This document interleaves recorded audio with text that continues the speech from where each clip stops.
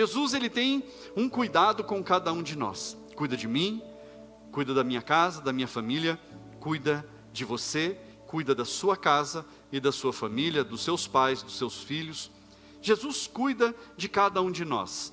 Mas o cuidado dele por cada um é diferente. O cuidado não é igual. O cuidado com a casa de uma pessoa é diferente do cuidado da casa de outra pessoa. O cuidado de Jesus com um indivíduo é diferente do outro indivíduo, mesmo os dois estando debaixo do mesmo teto. Às vezes não, sempre, mesmo estando os dois dormindo na mesma cama, sendo um casal. O cuidado de um é diferente do cuidado de outro, porque nós somos pessoas diferentes. Mas, às vezes, alguém pode até pensar que Jesus não está cuidando, que às vezes a pessoa está se sentindo ali sozinha, abandonada, mas até quando Jesus permite que a gente se sinta às vezes sozinho, até a gente se sentir abandonado, é um cuidado dele, porque ele nunca nos abandona. E eu quero falar a respeito disso hoje, sobre o cuidado de Jesus. Abra sua Bíblia lá no Evangelho de Lucas, capítulo 15, a partir do versículo 1. Nós vamos ler apenas 2 versículos, e depois nós vamos falar algum tempo e discorrer sobre esse assunto. Evangelho de Lucas, capítulo 15, versículo 1, na sua Bíblia, você pode acompanhar ou aqui na tela. Aleluia.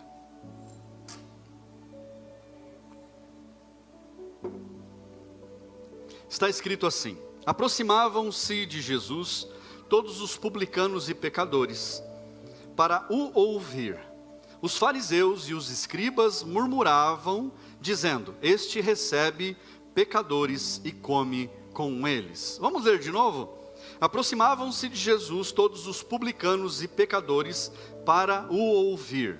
Os fariseus e os escribas murmuravam, dizendo: este recebe pecadores e come com eles. Senhor, meu Deus e Pai, fala conosco nesta noite.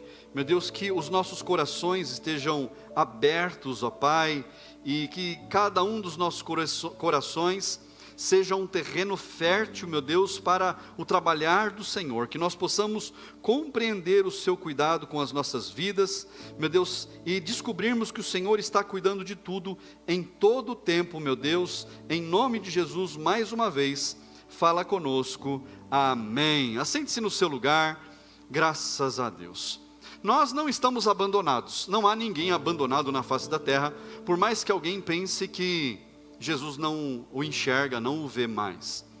Mas o texto que nós lemos aqui fala a respeito de 4 tipos de pessoas. Primeiro, fala a respeito daqueles que se aproximavam de Jesus. Quem que se aproximava de Jesus? Os publicanos e os pecadores. Para o que eles se aproximavam? Para ouvir Jesus, para ouvir as coisas que Jesus tinha para dizer. Então, quem eram os publicanos? Os publicanos eram os cobradores de impostos, povo amado de todo mundo, não é? Não, era detestado por todo mundo. Cobrador de impostos ninguém queria ver. Então, os cobradores de impostos e os pecadores. Os cobradores de impostos também não eram pecadores? Se todos somos. Mas, na verdade, quando o texto fala a respeito dos pecadores, eram aqueles que não seguiam a lei, a doutrina farisaica, a doutrina dos fariseus. Eram esses os chamados pecadores. Então os publicanos e os pecadores se aproximavam de Jesus.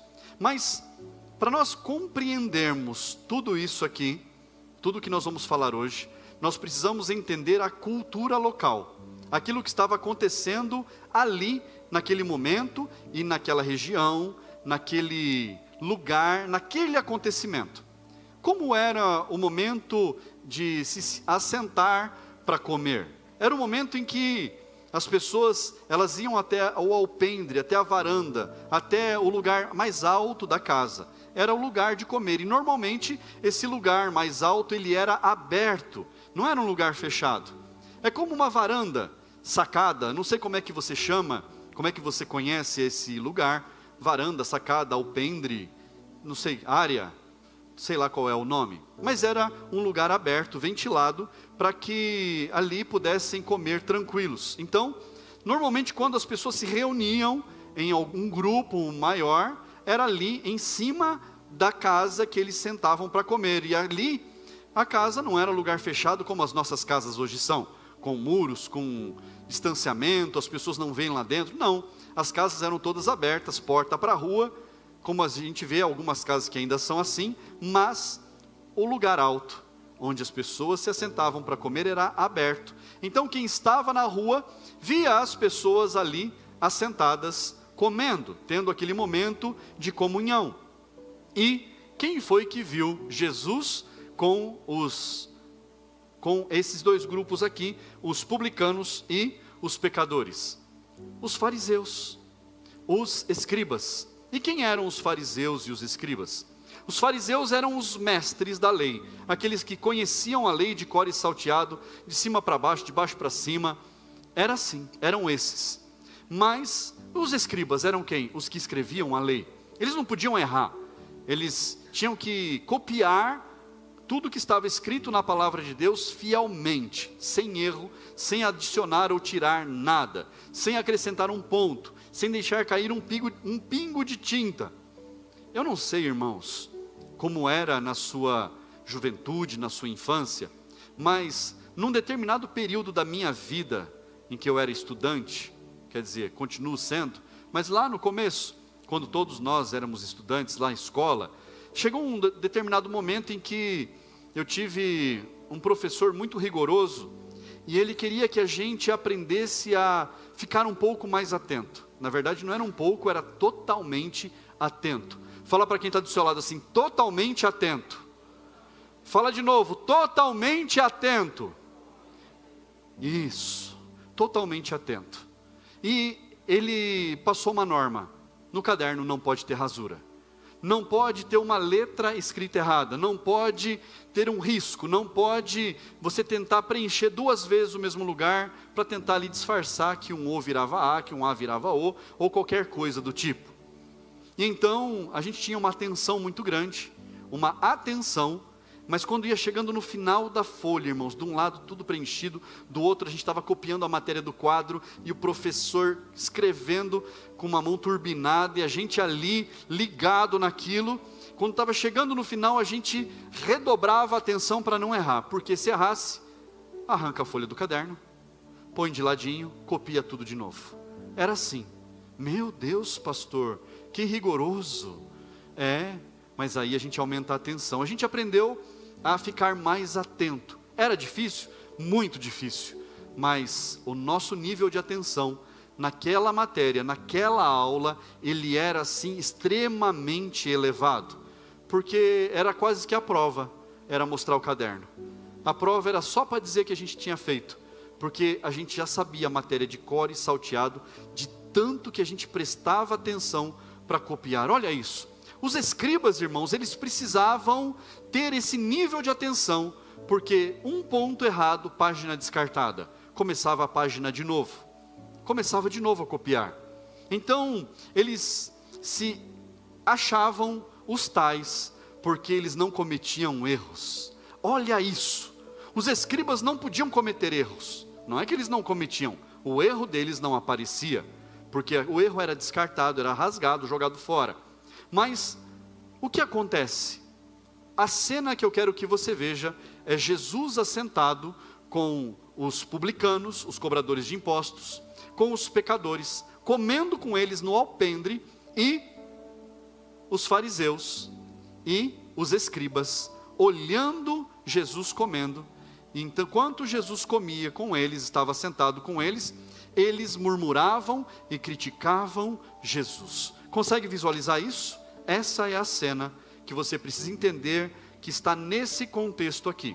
Só que, quando Jesus vê os fariseus e os escribas, então Jesus deixa aquele momento de comunhão, e ele desce e vai falar com aqueles dois grupos de pessoas. Não eram duas pessoas, eram dois grupos de pessoas, e Jesus vai até lá para falar com eles. E aí se segue todo o capítulo 15, falando desse momento, desse encontro de Jesus com esses dois grupos.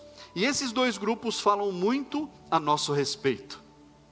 Pastor, fariseu, escriba, mas você vai compreender. Quando Jesus desce, Jesus começa a falar com eles, Jesus fala com eles 3 parábolas. Fala comigo, 3 parábolas. 3 parábolas. A primeira das parábolas, e as 3 nós conhecemos. A primeira delas é a parábola da ovelha perdida. Jesus fala, tinha lá um pastor de ovelhas, ele tinha 100 ovelhas. Quantos não conhecemos essa história, irmãos? É louvor, eram 100 ovelhas, todas num aprisco, e aí uma se desgarrou, tal.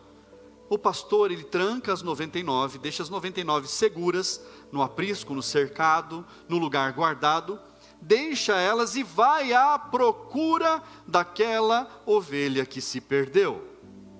Isso é valioso. Agora preste atenção, Jesus está falando aos fariseus e aos escribas, enquanto ele deixa lá na casa os publicanos e os pecadores. Enquanto Jesus fala com eles, ele fala dessa primeira parábola, ele diz assim, qual de vocês, no versículo 4, se você puder colocar para mim, qual de vocês é o homem que possuindo 100 ovelhas, perdendo uma delas, não deixa no deserto as 99 e vai em busca da que se perdeu até encontrá-la? É isso que Jesus está falando para eles. Qual de vocês, homem, tem lá as suas ovelhas, deixa todas elas lá e vai procurar aquela que se perdeu? Mas entenda algo, a ovelha, ela não tem inteligência, ela não tem consciência, ela tem alguns sentimentos. É parecida com o homem, porque dizem que os homens não têm sentimentos, mas os homens têm sentimentos, meu amor, sabia? Homem sente fome, sente sede, sente frio, sente calor. A ovelha sente essas mesmas coisas, percebe? Sente que tem alguma coisa errada. Gostou, né? A ovelha, ela sente essas coisas. Então são esses os sentimentos. Ela sente que tem alguma coisa faltando e ela não entende, ela sente medo. E ela percebe que está faltando o bando, está faltando o grupo. E ela sente medo. Mas é só isso que a ovelha sente, ela não tem uma inteligência para seguir o caminho que ela andou para se perder. Ela não consegue lidar com a situação, diferente de nós que sabemos, pelo menos a gente acha que a gente sabe lidar com as situações, mas a gente vai aprendendo. A ovelha não aprende, ela precisa ouvir a voz do pastor, e quando ela se perde, ela não ouve porque ela pode estar distante. Então, o que Jesus está falando? Qual de vocês é o homem que, tendo lá suas ovelhas, não deixa todas lá e vai procurar aquela que se perdeu? E encontrando ela, põe ela sobre os ombros. Olha o cuidado.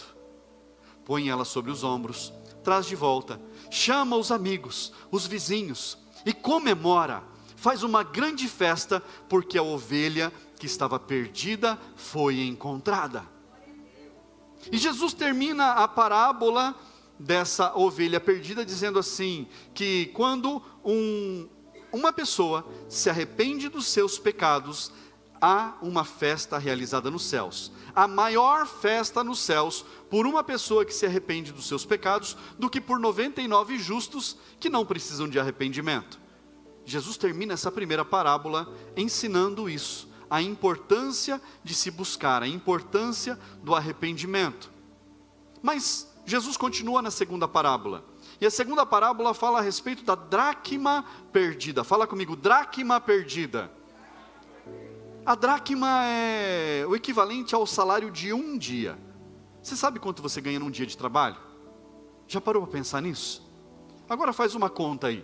Pega todo o seu, como falavam os nossos avós, ordenado. Pega todo o seu ordenado, todo o seu ganho do mês. Divide pelos dias que você trabalha. Você trabalha 22 dias, você trabalha 26 dias, você trabalha 30 dias. Pega o que você ganha, divide pelo tempo, pelos dias que você trabalha. Quanto que dá? Você já parou para pensar nisso? Quanto dá? Essa é a sua dracma. Pastor, a minha dracma está valendo pouco. Pastor, minha dracma me surpreendeu. Pode ser que a sua dracma valha 50 reais. Pode ser que a sua dracma, o seu dia de trabalho, valha 100, 150, 200, 500, 1000.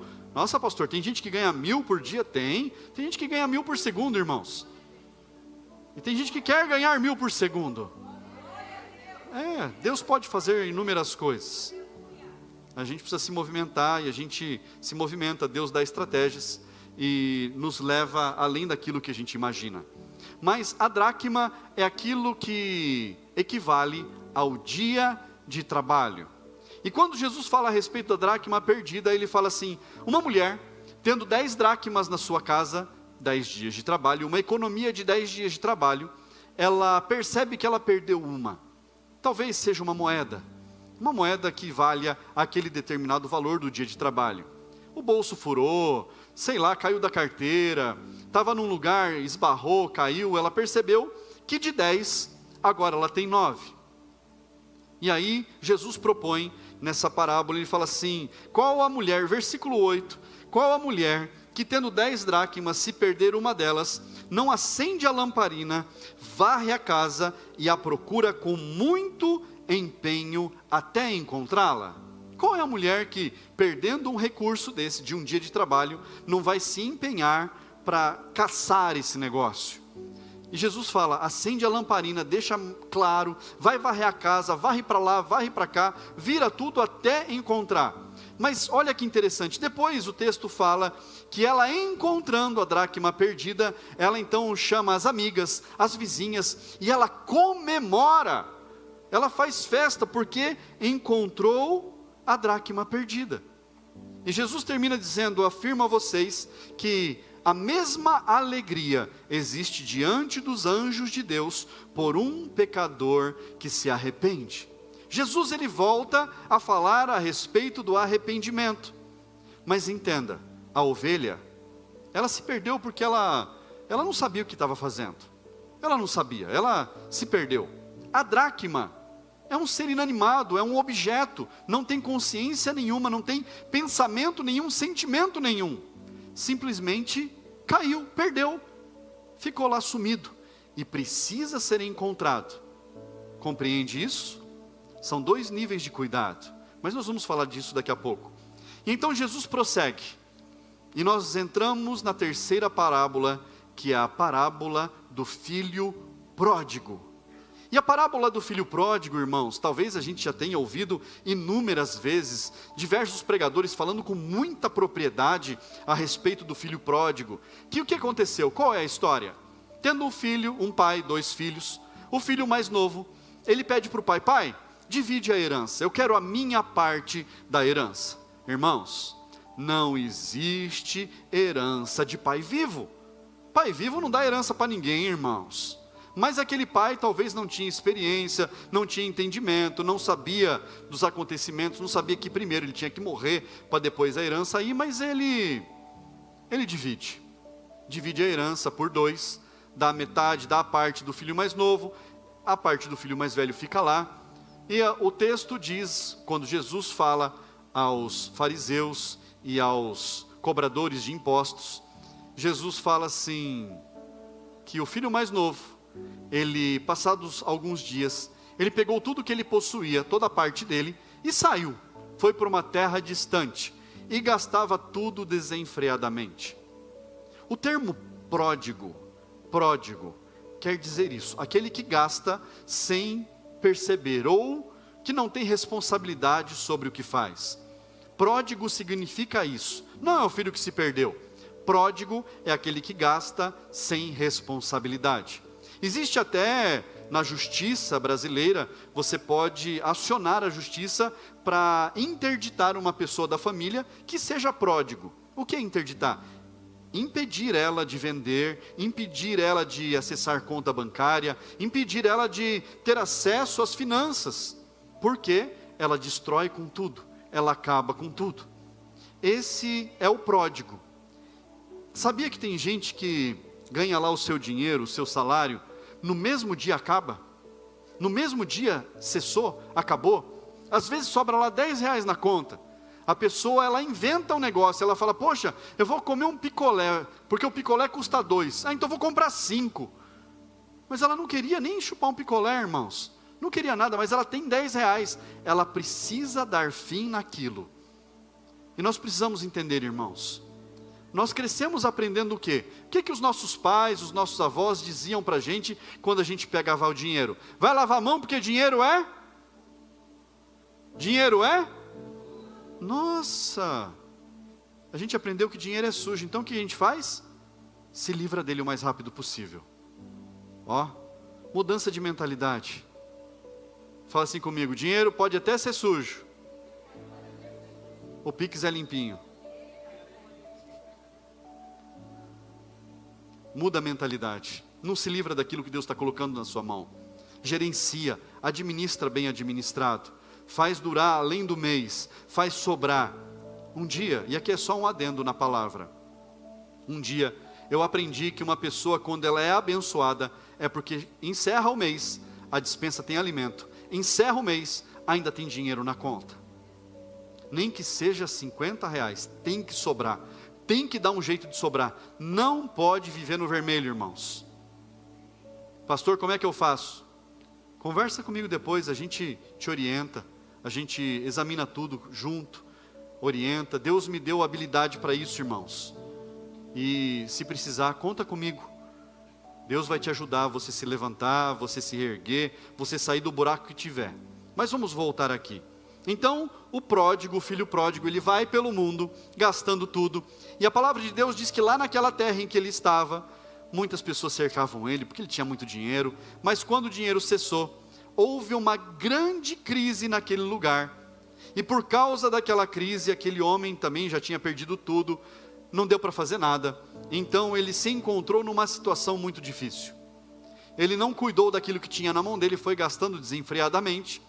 E chegou ao ponto dele ir trabalhar, procurar emprego num lugar em que criava porcos. E quando Jesus fala a respeito de criação de porcos, é para que aqueles que estão ouvindo entendam muito bem a situação que aquele moço se colocou. Porque cuidar de porcos para o judeu era extremamente humilhante.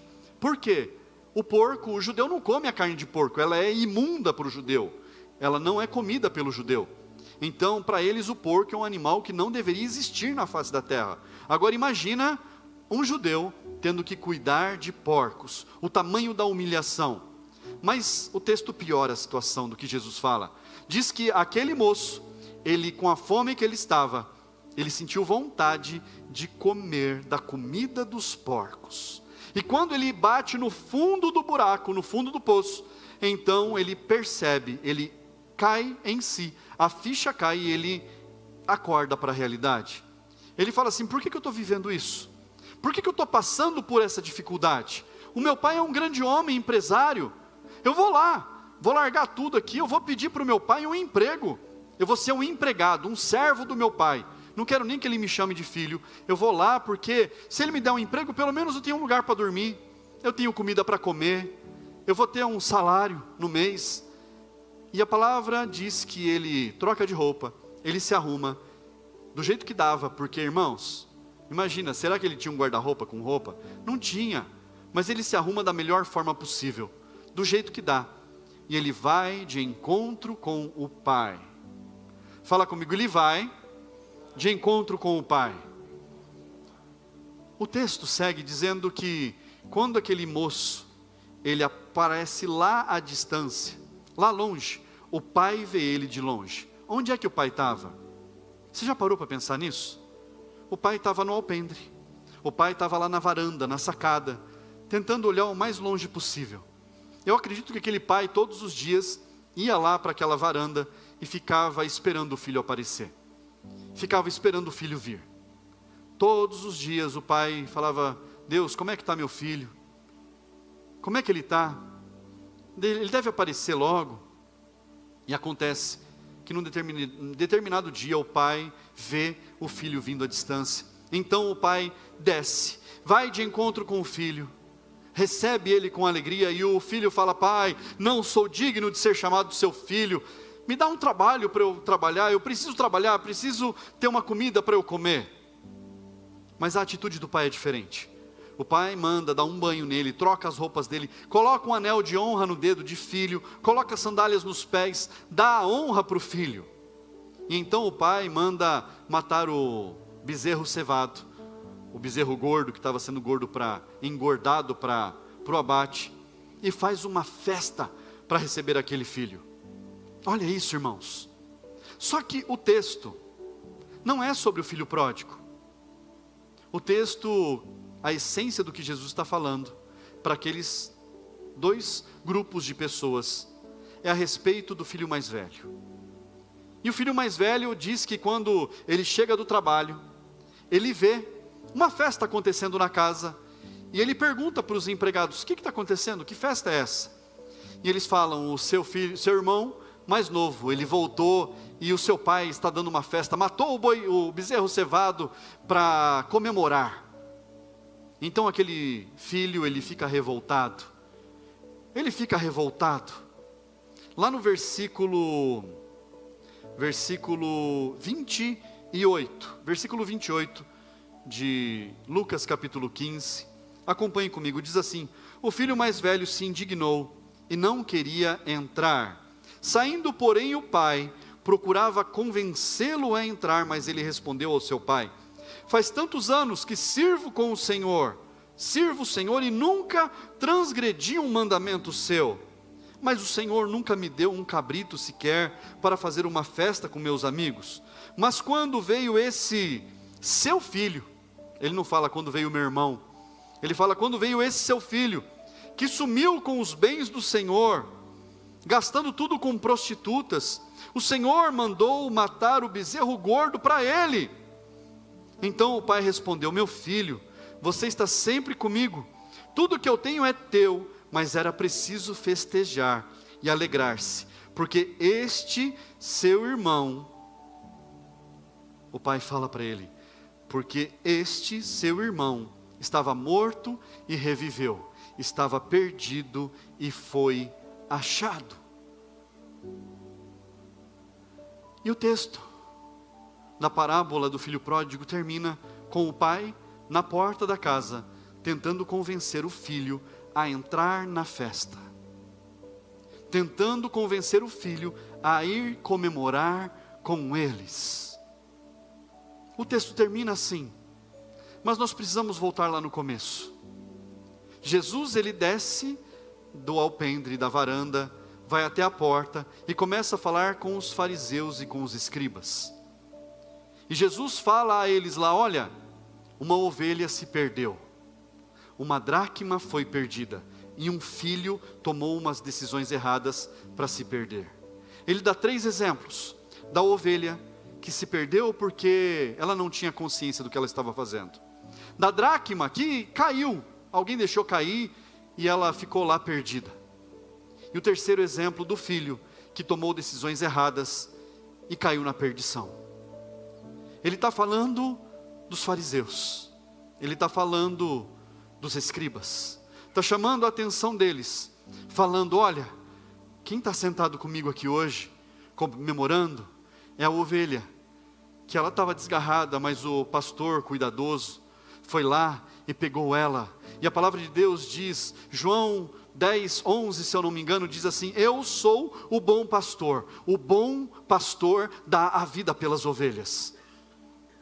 Jesus vai e pega a ovelha e coloca lá no alpendre, coloca lá para fazer uma festa, pega a moeda que se perdeu, que deixou ser perdida, e coloca lá para a festa, pega o filho que tomou a decisão de ir por caminhos errados, quando o filho decide voltar para casa.